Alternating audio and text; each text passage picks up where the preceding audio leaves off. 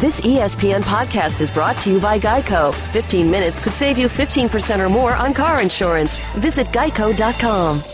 This is Larry Culpepper. I love college football so much that I went ahead and came up with the idea of the playoff for it. And the only way I can get ready for each and every Saturday of college football is by listening to the Championship Drive podcast. This is Mike and Mike on ESPN Radio and ESPN2. The college football playoff rankings were released last night, and maybe the surprise, Mike, was that they were not surprising. The top five all control their own destiny. You've got Dan Carpenter coming in, and obviously Richard Sherman's offsides. He just plows into Carpenter. I want to block the kick. I'm not going to let him make a kick. Yeah, it was a ridiculous play. So I had some words. I just wish he'd coach his own team. I think that there is something comforting about the notion that in an ever-changing world, those two idiots are still on there arguing about football. Now, here's Mike and Mike.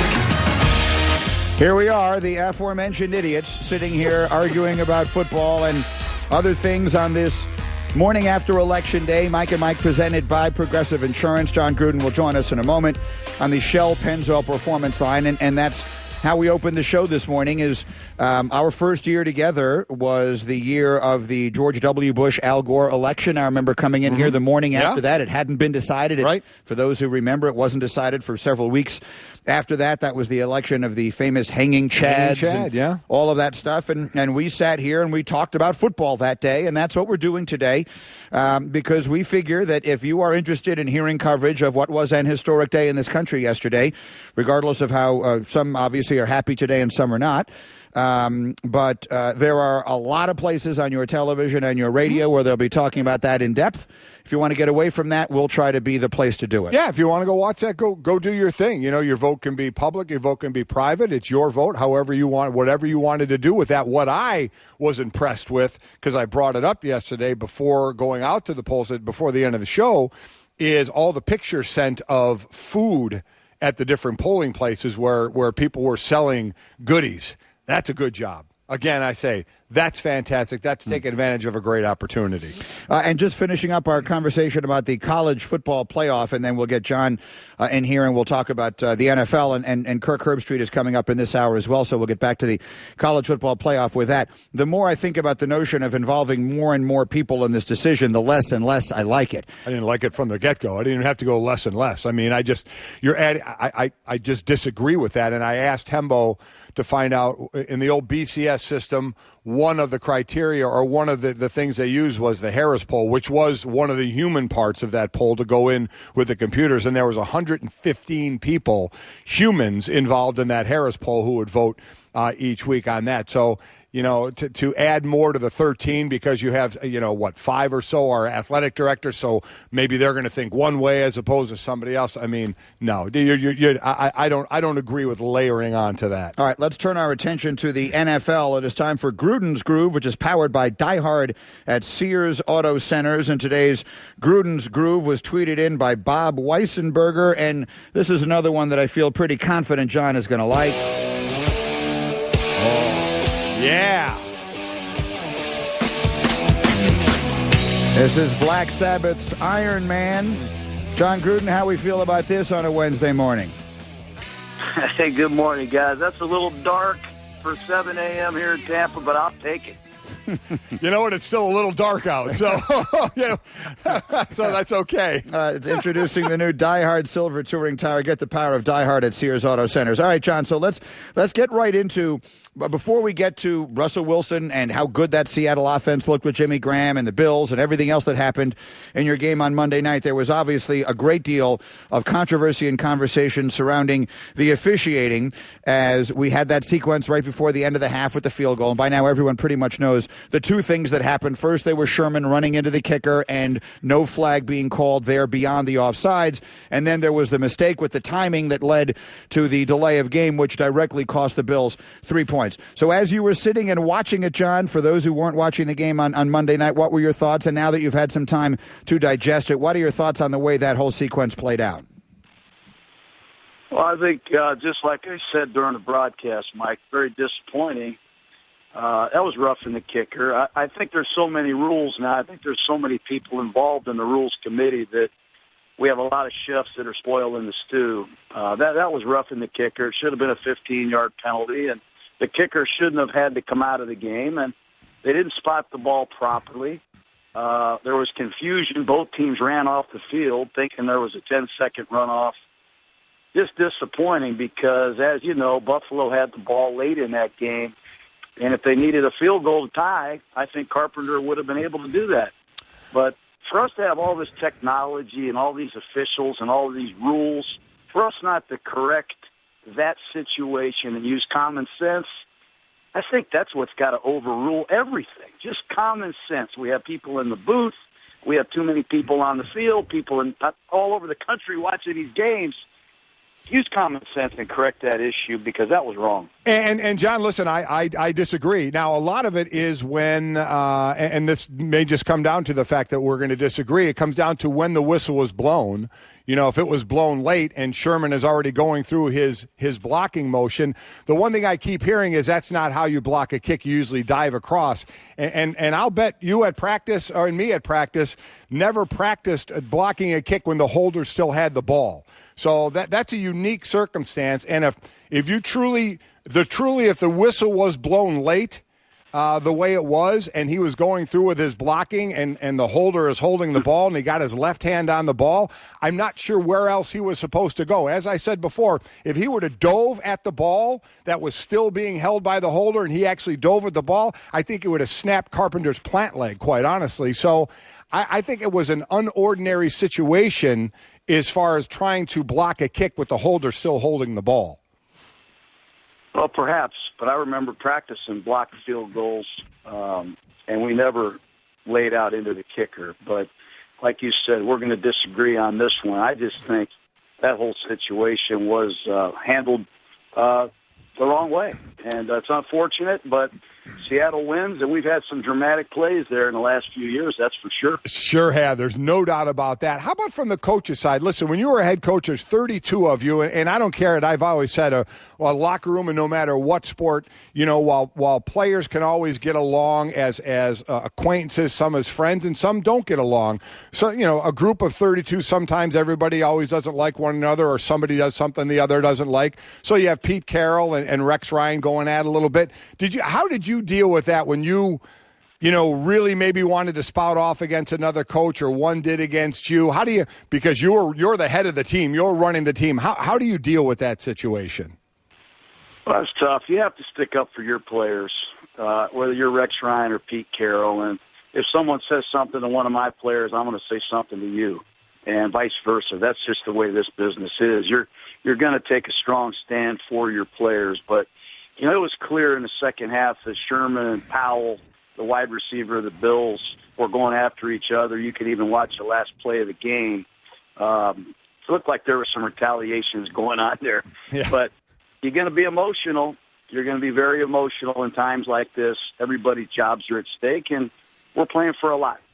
Mike and Mike were presented by Progressive Insurance. Our guest, like John Gruden, with us here on the Shell Pennzoil Performance Line. To the game itself, I remember when they first brought Jimmy Graham to Seattle, we all thought they're going to be unstoppable, and then it did not start that way. In fact, their offensive sort of improvement last year came when he got hurt. There was this sort of conventional wisdom that they were better off offensively without him. Well, now they've clearly figured out a way to utilize him, and he made some brilliant catches for touchdowns in that game. What are you seeing right now in Seattle's offense? You know, Mike, we saw them practice. And Jimmy Graham, his recovery from this patellar injury is unbelievable. I mean, he looks faster and more explosive than ever, and it takes time to adapt to a new system, a new quarterback. He was in a precision offense with Drew Brees and Sean Payton, and he caught 51 touchdown passes in 5 years. He shows up in the Pacific Northwest in a completely different offense in a read option spread system that really wasn't built to feature the tight end, but I think Russell Wilson has discovered while he's been hurt, A, I can throw the ball in the pocket as good as just about anybody, and B, we got a pretty good tight end I should give some more looks to. So I think in the long run, that eye-opening performance by Graham and the performance of Wilson in the pocket is going to go a long way for Seattle as Wilson recovers health-wise. We look a little throwback in the league now when two of the better teams in the league are the Cowboys and the Raiders, and relive some of those games decades ago when they were top teams together in the league. And one guy now, John, I mean, I know you love the quarterback position, but what Derek Carr is doing. So instead of just saying, yes, how good this guy is, what in your mind is he doing that is kind of separating himself not only from the other quarterbacks his age in the league, but even some of the more veteran players in this league? You know, Mike, first of all, he's a fireball. I mean, this guy's got incredible leadership and energy daily. He's a preparation freak. He brings a lot of energy to the field. He's a great leader, and that goes a long way at that position, as you know. Secondly, his athleticism, very underrated. He can run read options. He can scramble. He keeps plays alive. And finally, he throws the ball as good as anybody on the planet. I saw that firsthand at my QB camp a few years ago. And he has an offensive line. And you said the Dallas Cowboys, the Oakland Raiders, the Dallas Cowboys, two teams with the best offensive lines, they're able to call any play they want because they can block.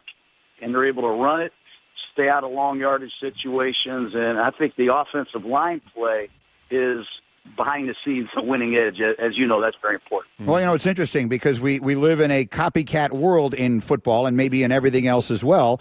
And when you look at what Dallas and Oakland are doing by spending all of those resources and that money on their offensive line, John, do you think that becomes something that now becomes the blueprint? Because you look at improved defenses that can disrupt even the best quarterbacks. We see some of the better quarterbacks around the league struggling in ways we haven't seen before.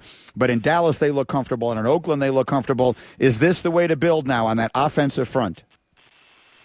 Yeah, I think so. I think it's always been a way to build, honestly. I don't think you can ever overlook your offensive line if you want to drop back and throw the football. If you want to run a bunch of read options and dive options and use a no-huddle offense and play NCAA football, you probably don't need to invest as much in the offensive line because you don't have to pass protect. But if you want to drop back and throw the ball to some million-dollar receivers, you better be able to pass protect, pick up stunts, handle blitzes, and have some smart guys that love it. And I think Dallas has that. As a matter of fact, I know they have that. And I know the Raiders have that. And that's a big reason why they are at the top of the food chain right now. Mike and John Gruden. I mean, it's just fascinating because it feels like for both of you guys, Mike, how long ago was it that we were doing these analysis of how long Peyton Manning was taking to get rid of the football, right? It was such an incredibly short time that we were actually having debates as to whether it mattered, whether they had a good offensive line or not, whether the success of the line made any difference whatsoever. So it feels like that narrative has kind of turned around in the blink of an eye. It absolutely has, and we keep saying it because you can run the ball. You can, whether you're playing in a parking lot, on the moon, or in a stadium. But as John brought up, and he's right, these are also, along with Washington, the two teams that have given up the least amount of sacks. So your quarterback's not getting it. And I think John said it best. You can call any play at any time when you have an offensive line like that. All right, Mike and Mike, John Gruden is with us. They got the Bengals and the Giants will be the matchup this coming Monday night. So if we know you, John, we know you're up already watching film of somebody. What are you looking at right now? I like what Steve Spagnuolo's doing with his Giant defense. I just watched them play Philadelphia, and they're using their entire roster. They're using different linebackers, different defensive linemen. They're rotating guys in the secondary, and they're playing really hard. And I think that is something that they need to do if they want to stay in the race in the East. They got to play great defense. Landon Collins, remember that name. He's having a great year. I think he's the only player in the league that leads his team in sacks, tackles, and interceptions. I like what he's doing. Cincinnati, I wouldn't be surprised if we see some roster change or some lineup changes from the Bengals. They just don't look the same on defense. I think Andy Dalton's playing extremely well, and if they win this game, they might just have to win a shootout with their offense with the return of Tyler Eifert because A.J. Green is playing very, very well. The Bengals, they catch a bit of a break, if you will, because the division hasn't run away from them. They've not started as well as we would have expected, but with the Steelers losing and injuries and everything else, they still sit right there in the middle of the mix in that AFC North. So they get perhaps something of a break. It will be the Bengals and the Giants on Monday Night Football, and we'll see John and company there. John Gruden, thank you so much. See you next week. All right, guys. Have a great week. Thanks, John Gruden every Wednesday. Mike and Mike presented by Progressive Insurance. In November, Progressive is giving thanks for our military service men and women by donating over 100 vehicles to veterans in need through its Keys to Progress program. To learn more, go to progressive.com/Keys to Progress. I'm with you about Cincinnati. I can't figure them out. Interesting that John said there might be some roster changes, that defense isn't doing what as well as I thought it would be doing. Now, you want to play with the upper echelon in this league, but you look at them right now, and as you said, they're right in it because nobody's running away in that division. Their four losses are against New England, Dallas, Denver, and Pittsburgh. You know, all teams that they obviously need to compete with, that they want to get where they want to go at the end of the year and in the playoffs. But those aren't fluke losses. Those are losses to good teams there. So as the schedule goes down, you know, the schedule isn't as tough as the beginning. You know, with Houston in there, you have Cleveland, obviously, again. You have Philly, we'll see where they are. You have Buffalo, we'll see where they are. I think they are a good team. So it will be interesting with them because they are right in the mix for it. And but I am a little surprised at their play. And we talk about O-line. They've given up about the most sacks right near the top at 25. I think the leading team is 33. They give it up 25 sacks. So the O-line has become the in vogue thing, to me, without question. And John, I've talked about it a lot, but John really put it best when he said that this covers it all. You can call any play with a great offensive line. Any play. Because you have guys that can block. You can run it, you know, on third and longer because you have the guys to block, especially if you spread them out, and then you get your linemen out, you know, leaning on the defender. So it's a real plus, and we know what they've done in Dallas, especially through the draft, you know, with Frederick, the center, and Tyron Smith, the left tackle, and Zach Martin, the right guard, all first-rounders, all two have been paid. You know, Zach will get paid. And then in Oakland, they did it differently, bringing in Osemele, bringing in Hudson, bringing in Penn. You know, they've done it in a different way of bringing from the outside in, but the results for both, you know, have been the same. Really dominant play up front. The other thing I'm sitting here thinking about is if you have a good offensive line, if you can run the ball, and this is probably something we can't get a statistic on all that quickly, but you probably are not in as many 3rd and 10s as teams that can't. So if you are not, then that is just going to, by definition, back to what John was saying, you can call any play. You can call a lot more plays on 3rd and 3 than you can call on 3rd and 10. And I think that's honestly, a big difference. You can call a lot of different plays, runner pass on 3rd and 5 with a good running team and a good offensive line word. For a lot of teams, that's an automatic pass. And even for a running team, that may be a pass. But you know what? You can sneak in that run. You know, as I said, you can spread them out and still run the ball with that O-line run blocking. It is a huge value. A key thing is health. Stay healthy for those guys because we've seen teams that have to go to the backup sometimes. You know, the depth of O-line may not be great in the league, but man, when you get 5 together, 5 playing well together, you see the results of that. It's looking pretty good for those two teams. Absolutely. And then I'm just going back to that because what year was it, Hembo? It can't have been last year because they never looked especially good offensively last year. So it has to be 2 seasons ago that there was all this talk about how Peyton Manning was getting rid of the ball so quickly that it didn't matter who was playing offensive line, that no one could get to him. If you just didn't have anyone standing there, the defense couldn't get to him fast enough to disrupt what he wanted to do. So maybe the answer here is if you have Tom Brady, if you have, you know, I was about to say Aaron Rodgers, although we've seen some up and downs there. If you have like one of these uber elite quarterbacks, maybe you can overcome some other stuff. But the best recipe, if you have Derek Carr, who's sensationally talented but still young, Dak Prescott, who's sensationally talented but has played all of 8 games in his entire NFL career, that offensive line is invaluable. Oh, just on the scenario you put, what's the difference of throwing the ball in 1.8 or 2 seconds or 3.5 seconds? It's forever. What happens downfield?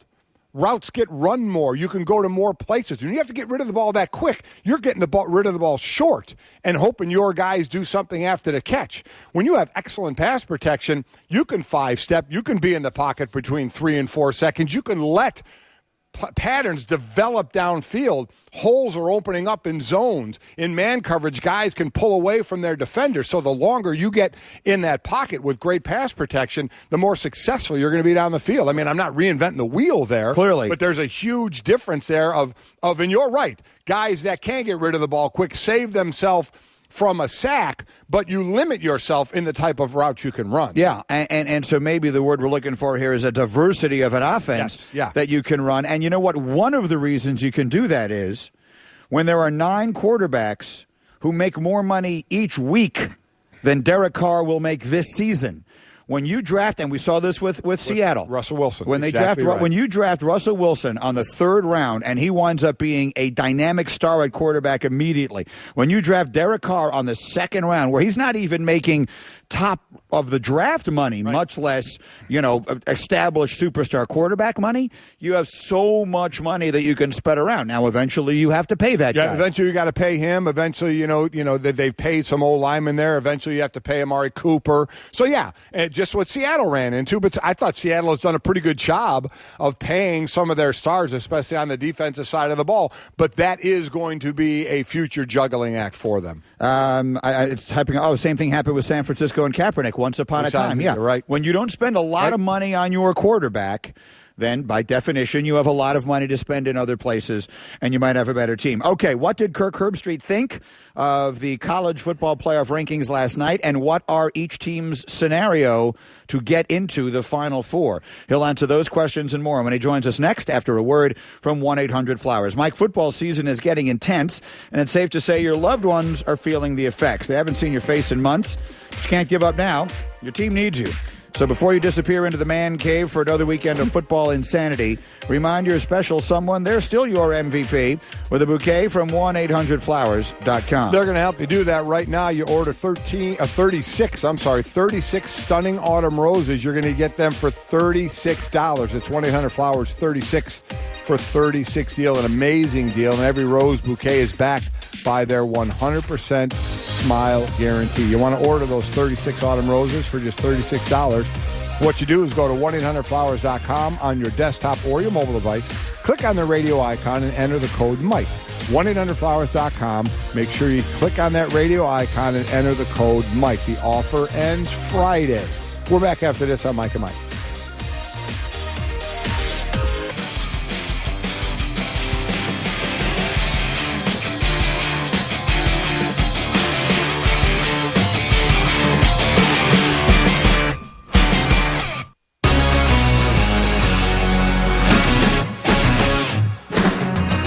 Mike and Mike, our Sports Center update. The college football playoff rankings came out last night, and Washington has moved into the spot in the top 4 that was vacated by the loss by Texas A&M. So the top 4 are all unbeaten: Alabama, Clemson, Michigan, and Washington. Kirk Herbstreit with his thoughts coming up in just a moment. Basketball, the defending champion Cavaliers have lost for the first time this year. They fall to Atlanta 110-106. And the Chargers in the NFL, the San Diego Chargers Stadium Ballot Initiative failed yesterday, which opens the doors for the Chargers to once again pursue a move to Los Angeles. Our Sports Center with Mike and Mike is brought to you by AutoZone. We're giving you a chance to be on the road with us to the national championship game. Just be listening every weekday for your chance to win. The Mike and Mike on the road to the college football playoff sweepstakes presented by AutoZone. Visit mikesroadtothecfp.com for all the official rules. Okay, and as again we sit and digest what happened with the college football playoff rankings yesterday, it's worth reminding you that last season at this particular stage, right now, after the second rankings, Oklahoma was 12th. Michigan State was 13th. They both wound up in the Final Four. The year before, on this day, Ohio State was 14th. They wound up in the Final Four. So this notion that we know everything that is going to happen certainly has not been the case each of the last 2 years. With that thought in mind, we bring in our buddy Kirk Herbstreit, brought to you by Allstate, proud sponsor of college football. It's good to be in good hands. Let's start with this, Herbie. For the moment, in your opinion, did the committee put the right 4 teams in the right 4 spots? Yeah, I think so. I had Washington at 4 last week. I think I was probably surprised, probably as much as you guys, about Texas A&M. And now that they're gone, I guess there was a debate between Washington and Ohio State at 4 this week. And because of some of the logic that was used by the committee, I think a lot of people wanted to put Ohio State at 4 this week. I just think Washington, even though they've played inferior opponents, they've just been dominant, probably the most consistent team week in and week out. So I put them at 4. And really, if you look at it, Greeny, those two teams both control their own destiny. So it's a little bit of a moot point to argue Washington and Ohio State at this point, just because of Washington, who's going to get tested beginning this week against SC. They have Washington State on the road in the Apple Cup on a Friday after Thanksgiving. If they win those, the Pac-12 championship. So they still have some tougher games are ahead of them. But if they win all those, they're in. And the same with Ohio State. Ohio State still has Michigan to play, obviously, potentially a Big Ten championship. And if they win those games, they also would be in. So at this point, it's if you want to get upset about the second week of the rankings, then I guess some fans will do that. But it's both control their own destiny. Yeah, at the end of the day, it doesn't matter, just for that reason. I'm with you. I had Washington 4 last week. I'd have them 4 this week as well, but they all control their own. So we'll see what happens. That said, the top 4 teams are undefeated, and, we can go over all the times that's happened before going into the playoffs, in which would be none. So in your mind, is there a team that you think, and maybe you just said it by the rest of their schedule, Washington does have the hardest schedule of the unbeatens going forward, of which team may get tripped up first? Do you think if one does, it would be Washington, or do you think another one? I guess conventional wisdom would say Washington, only because as good as they've looked, they're getting ready to play one of the hottest teams, really, not just in the Pac-12, but in the country, and USC with Sam Darnold at quarterback. Even though that's at home, that's going to be a test for them. Obviously, game day going there this week. But if you just go through those 3 teams, the top, people talked about Alabama losing to LSU last week, and I think that was probably the scariest game because it was away from home that they have left. The SEC championship is going to be, I hate to say a layup, but whoever limps in from the East is going to get demolished. So all they have really is the Iron Bowl. And I know that's a rivalry game. You never want to take those for granted, but it is at home, and they're playing defense that's just ridiculously good. So I'm pretty comfortable with Alabama making it. Clemson, right now, I think they're just beginning to start to play their best football. And they have a great defense and a great quarterback. So unless, they'll probably play Virginia Tech in the ACC championship game. So there's a little bit more of a challenge, I think, for Clemson than I would say for Alabama. But I'm pretty comfortable with Clemson getting there. Michigan and Ohio State, the winner of that game, is probably going to let me take that back. That's the one thing that's interesting. Is the Big Ten championship game. It's not just the winner of the Ohio State game. Wisconsin has positioned themselves now, even with 2 losses, that they control their own destiny with Nebraska's loss a week ago. Nebraska all of a sudden, or Wisconsin rather, all of a sudden, and if they win the rest of their games, and they'll be heavily favored in all of them, they get to Indianapolis, and they'll play the winner of the Ohio State-Michigan game. Winner take all. Winner wins the Big Ten championship. And the winner, including Wisconsin, would make it into the playoff, into the Final Four. So can I stop you there, Herbie? I love that one, and I was all over that this week. I've been talking about that for 2 days. I believe Wisconsin deserves it. They would, by definition, have to avenge one of their 2 losses in order to get there. You can't have more quality losses than they have. I can see people arguing on the other side that you would then, there's your scenario with a 2-loss conference champion to put in Louisville if you really wanted to. How would you see that debate? I know what you would say and I know what I would say, but how do you think that plays in the committee if they want to get, if for whatever reason people believe in Louisville, if you want to see the star power of Lamar Jackson, there's your chance. Greeny, I'm a believer in Louisville. I think at the end of when the dust settles, it's the last weekend of college football, first week of December, you want to put the best 4 teams in. If Lamar Jackson continues to be Lamar Jackson, and it's not, they're just not Lamar Jackson only. I mean, that is a great team. Think about their only loss and how they lost to Clemson. Their receiver makes a move to the outside instead of the inside, and they come up a little bit short late in the game with about a minute to go at about the 4-yard line on the road against Clemson. That's their only loss against the number of were they third this week, Clemson? Clemson is second, yeah. Okay, so that's their only loss. That's their only blemish.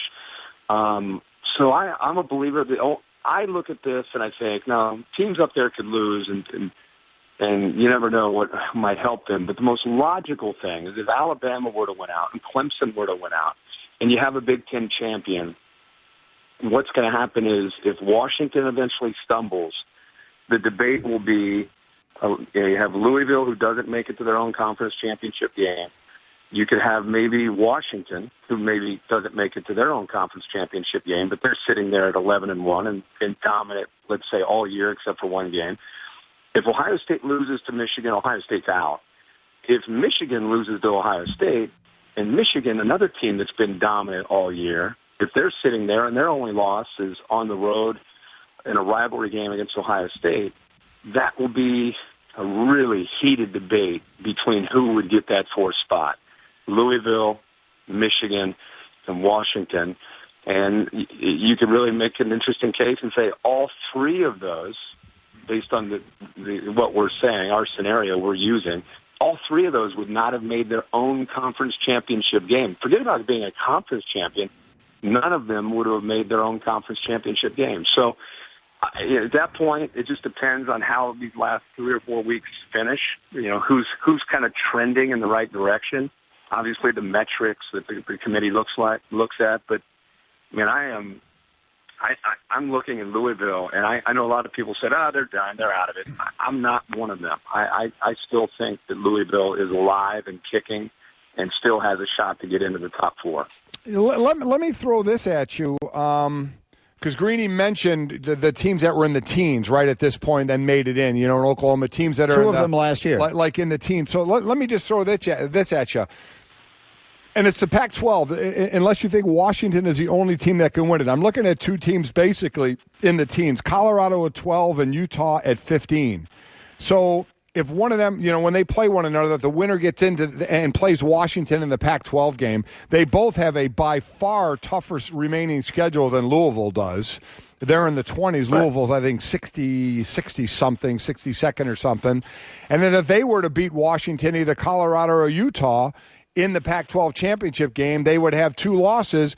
Would they get consideration to jump up in front of a one-loss Louisville team? I'm only asking that because we have seen teams go from the teens up into the top 4, and those would be two teams that could possibly be a conference champion and maybe be left out. Right. Again, it would depend on who we're debating. Is it that one-loss Louisville team against a conference champion like Colorado? Or a Utah, Washington. Let's say Washington State continues to win. They're way down right now at 23. You know, the one thing to remember about what the committee looks at, it's not what the three of us think. It's really at the end of the day what those 12 folks on the committee look at. They continue to look at if there's a group of 4, 5, 6, 7, and they're all. I mean, you can make an argument for every single one of them, right? That you just feel like the first year was Baylor, TCU, and Ohio State. And, man, what can we do to separate these teams? That's where you always hear about things that are kind of a tiebreaker or a trump card. That would be non-conference scheduling is a big kind of trump card. The other trump card, obviously, would be, are you a conference champion? So if they use the word cluster, if they're a cluster of 4, 5, and 6, and 7, those things come into play, and those are a deal breaker. Those would separate you and give you the advantage to move you up. If you look at, let's say, Louisville, just the way they play against Boston College, if you guys watch them, Boston College plays really good defense. They look like they were in high school trying to defend Lamar Jackson and the players around Lamar.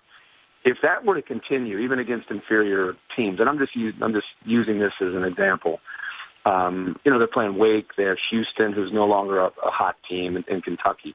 But if they play the way they did last week, you would have to say, okay, Louisville's not part of that cluster. They clearly have separated themselves. So you can't use conference champion against them. You can't use non-conference is a way to separate them. You see what I'm saying? So the only way you can beat a conference champion is it has to be so obvious to the committee collectively that whoever, Team X, Y, whoever the team is above the cluster. If you're in that cluster and you're Louisville, or you're let's say Michigan, if they trip up against Ohio State and they don't make it into a conference championship game, but under your scenario, Washington State or Utah or Colorado is a conference champion, that would be the only way that a conference champion would be able to then leapfrog and go over the teams we're talking about, is if they're close enough based on the way they're playing and all the other metrics to make the committee feel that they're kind of in the same box or cluster of teams, that's when the conference champion comes into play. If they're clearly behind them, it wouldn't even. It's not like you have to be a conference champion to make it into the Final Four. They're trying to still put the best four teams at the end of the day into the top four. And this weekend we'll start sorting some of this out. College Game Day will be at Washington this week for USC. Yeah.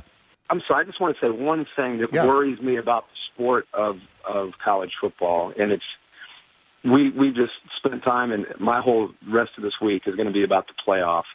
You're a head coach today, and since August and since the off season, you're talking to your team about goals, and you try to make it 1 week at a time. But at the end of the day, social media, their friends, family, it's about trying to make it to the playoff.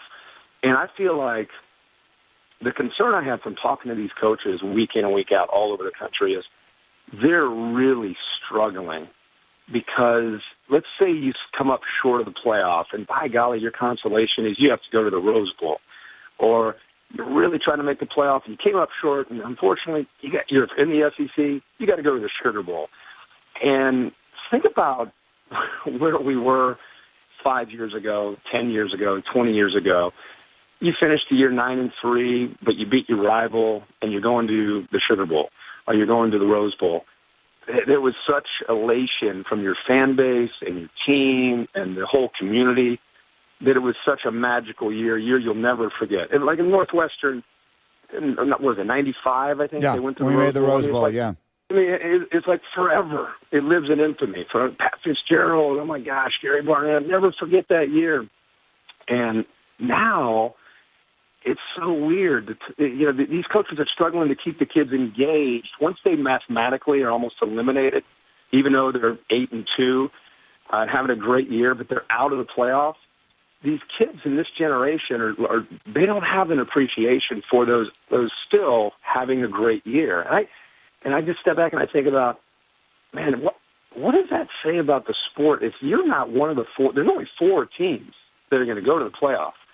What does that mean for all the other teams that are still 9-3 or 10-2, and they come up a little bit short? And it's an interesting thing that I'm just kind of witnessing from the front row and talking to these coaches and players. And while I love the playoff and I think it's great, the emphasis on the playoff is potentially damaging, I think, the spirit of the bigger picture, which is the sport of college football. And maybe not for all of us in our generation, but for the youth, for the younger generation, it's just playoff or bust mentality. And once you're out of that, oh, man, what a downer. We'll go into the Rose Bowl. It's like, whoa. It is a total change. It's foreign to us. Yeah, it is. Different. Herbie, thanks a million. As always, we appreciate it. We'll talk to you next week. Kirk Herbstreit with us every week here on Mike and Mike. A lot there to digest. Yes. We're back in just a moment. Mike and Mike. Geico, 15 minutes could save you 15% or more on car insurance. Visit geico.com.